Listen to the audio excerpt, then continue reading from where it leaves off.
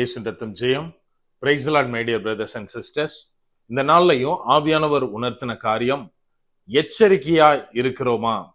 ஆவியானவர் உணர்த்தின வசனம் மத்தேயு எழுதின சுவிசேஷம் அதிகாரம் 24 வசனம் 4. இயேசு அவர்களுக்கு பிரதியுத்தரமாக, ஒருவனும் உங்களை வஞ்சியாதபடிக்கு எச்சரிக்கையா இருங்கள். And Jesus answered and said unto them, Take heed that no man deceive you. Matthew chapter 24 verse 4.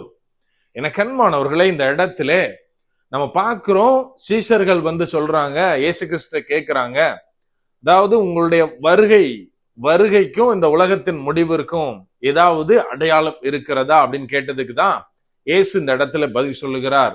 அவர் சொல்றாரு, ஒருவரும் உங்களை வஞ்சிக்காதபடிக்கு எச்சரிக்கையா இருங்கள் அப்படின்னு. இன்றைக்கு நாம் எச்சரிக்கையா இருக்கிறோமா? நம்ம கொஞ்சம் யோசித்து பார்க்கணும். எனக்கு அன்பானவர்களே, அதாவது இன்னைக்கு நம்ம என்ன பண்றோம் அப்படின்னா, இயேசு கிறிஸ்துடைய 2ஆம் வருகைக்கு வெயிட் பண்ணிட்டு இருக்கோம். நம்ம அதுக்கு தயாராகிட்டு இருக்கோம். சபைகள்ல இன்னும் அநேக காரியங்கள் எதுக்காக ஏறெடுக்கிறோம் அப்படின்னா, இந்த ஒரு காரியத்திற்கு இயேசு கிறிஸ்து மறுபடியுமாய் வரும்போது நியாயம் தீர்க்கப்படாமல் நம்ம தப்பித்து அவர் கூட நம்ம நித்திய வாழ்வை அடைவதற்காக நம்ம ரெடி ஆயிட்டு இருக்கோம். ஆனா இந்த நாட்கள்ல ஒரு பக்கம் பிரேயர் இருந்தாலும் இன்னொரு பக்கம் இயேசு கிறிஸ்து சொல்றாரு, எச்சரிக்கையா இருங்கள், யாரும் உங்களை மோசம் போக்காதபடிக்கு, ஏமாத்தாதபடிக்கு எச்சரிக்கையா இருங்கள் அப்படின்னு. இன்னைக்கு உலகத்துல இருக்கிற மாய்மாலத்தை விடவும் சபைக்குள் இருக்கிற மாய்மாலம் தான் அதிகமா இருக்கு. கொஞ்ச நாளைக்கு முன்னாடி எனக்கு தெரிஞ்ச ஒருத்தர் போற சபையில ஒரு foreign preacher, I think south ஆப்பிரிக்கான்னு நினைக்கிறேன், அங்க இருந்து ஒரு பிரீச்சர் பிரீச் பண்ணிட்டு அங்க சொல்லியிருக்காங்க, உங்களால சர்ச்சுக்கு ஆஃபரிங்கா எவ்வளவு கமிட் பண்ண முடியுமோ கமிட் பண்ணுங்க, அது என்ன வேலை இருந்தாலும் சரி, நீங்க கொடுக்கிற கமிட்மெண்ட்டுக்கு 10 மடங்கு ஆசீர்வாதம் குறிப்பிட்ட ஒரு டேட்டை பிக்ஸ் பண்ணி இதுக்குள்ள உங்களுக்கு கிடைக்கும் அப்படின்னு. இவருக்கு தெரிஞ்ச ஒருத்தர் என்ன பண்ணிருக்காரு, அவருக்கு 4 lakhs தேவைப்பட்டிருக்கு. ஸோ அவர் கமிட் பண்ண அமௌண்ட் 40,000. அவர் சொல்லியிருக்காரு, இந்த 40,000 கொடுக்குறேன், எனக்கு இந்த நாளைக்குள்ள என் தேவையை ஆண்டவர் சந்திப்பார் அப்படின்னு. அவர் சொன்ன காரியம், அந்த நபர் அந்த காசை சர்ச்சில் கட்டுறதுக்கு அவ்வளோ கஷ்டப்பட்டு கட்டியிருக்காங்க. எனக்கு அன்பானவர்களே, இந்த மாதிரி அநேக காரியங்கள் அநேக சபையில நம்ம கேள்விப்படுறோம். இது சரியானதா? இந்த தீர்க்க தரிசனங்கள் தேவன்கிட்ட இருந்து வருதா? நம்ம கொஞ்சம் யோசித்து பார்க்கணும். எனக்கு அன்பானவர்களே, இந்த இடத்துல இயேசு கிறிஸ்து சொல்றாரு, 24வது வசனத்துல நிறைய காரியங்களை குறிச்சு பேசிட்டு 24வது வசனத்துல சொல்றாரு, கள்ள கிறிஸ்துகளும் கள்ள தீர்க்க தரிசிகளும் எதுக்கு எழும்புறாங்களாம்? உலகத்துல உள்ளவங்களை மாய்மாலம் பண்றதுக்காக கிடையாது, மாறாக தெரிந்து கொள்ளப்பட்டவர்களை மோசம் போக்குவதற்காக இவர்கள் எழும்புகிறார்கள் அப்படின்னு இயேசு கிறிஸ்து தெளிவாக சொல்லுகிறார். நம்ம இன்னைக்கு என்ன மாதிரியான ஒரு தீர்க்க தரிசனங்களை நம்பிக்கொண்டு இருக்கிறோம்? இன்னைக்கு உலகத்துல உள்ளவங்க 2020 மேட்சுக்கு அடிக்ட் ஆனாங்களோ இல்லையோ, கிறிஸ்டியன்ஸ் 2020 மாதிரி ப்ராஃபஸிக்கு அடிக்டட் ஆயிட்டோம். இன்னைக்கு எனக்கு ஒரு ப்ராஃபஸி, ஒரு தீர்க்க தரிசனம் மூலமாய் தேவன் கிட்ட இருந்து வருது அப்படின்னா, நான் இன்னைக்கு தூங்கி முழிச்சு நாளைக்கு காலையில அது நிறைவேறணும், என் கண்களுக்கு முன்பதாக அது ஃப்ரூட்ஃபுல்லா எனக்கு தெரியணும். அப்படியானாதான் அந்த தீர்க்க தரிசனத்தை, அந்த தீர்க்க தரிசியை நாம் ஏற்றுக்கொள்ளுகிறோம். எனக்கு அன்பானவர்களே, இன்னைக்கு கள்ள தீர்க்க தரிசிகள் ஒரு பக்கம் உருவாகிறாங்க, இன்னொரு பக்கம் விசுவாசிகள் சேர்ந்து கள்ள தீர்க்க தரிசிகளை உருவாக்கி கொண்டிருக்கிறோம். அதாவது இன்னைக்கு ஒரு ஊழியக்காரர் நம்ம சபையில ஊழியம் பண்றார் அப்படின்னா, அவரு தீர்க்க தரிசனம் சொல்லல அப்படின்னா நிறைய பேர் அவரை அக்செப்ட் பண்றது கிடையாது.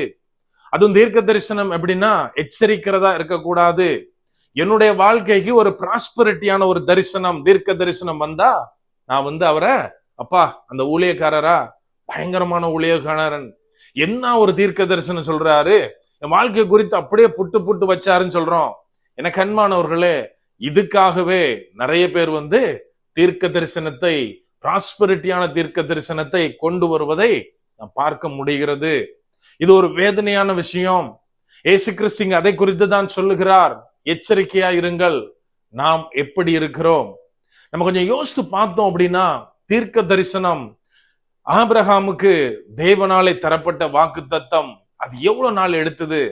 கிட்டத்தட்ட 25 வருஷம் கழிச்சுதான் அதை சுதந்தரிச்சாரு.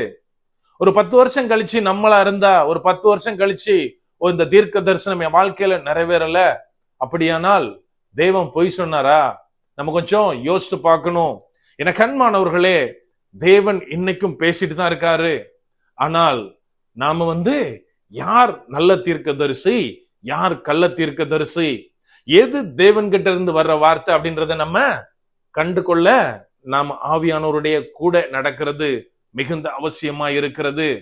என கண்மானவர்களே, ஒரே ஒரு காரியத்துல மிகுந்த ஜாக்கிரதையோடு இருக்க வேண்டும்.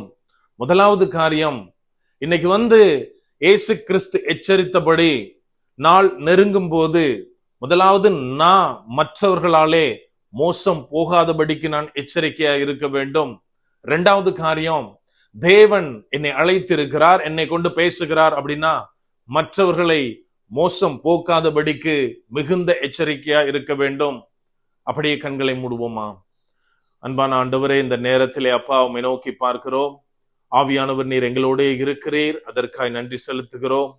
அப்பா, நீர் தருகிற வார்த்தைகளுக்காய் நன்றி தகப்பனே. அப்பா, எங்கள ஒருத்தர் கூட தகப்பனே நீர் தராத வார்த்தைகளை ஜனங்கள் மத்தியிலே கொண்டு வரக்கூடாது.